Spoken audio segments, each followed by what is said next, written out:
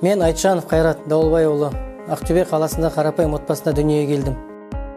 Нақты айта келе, Қазақстан ұлттық темір жолы батыс аймақтық филиалында жолсерік болып 2014 жылдан бері жұмыс істеп келемін.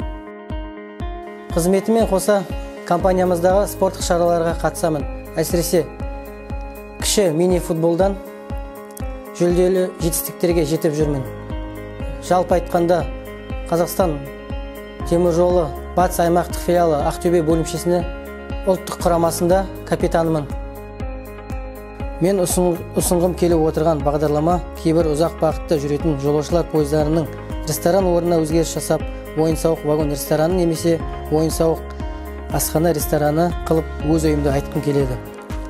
Қазіргі кезде көптеген жолаушылар азық-түліктерін өздерімен алып шығады. Вагон ресторандардағы көбіне ер адамдар барады және түрлі сусындар ішеді.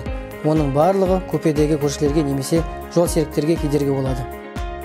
Айтқым келіп отырған ойын вагонында қазіргі заманауи PlayStation екеуін және кішкентай бүлдіршіндерге екі ойын алаңын жасап қойса, вагонның жарты бөлігін ойын алаңы болса, қалған жарты бөлігіне тамақтанатын 4 орын қалдырса өте пайдалы деп ойлаймын.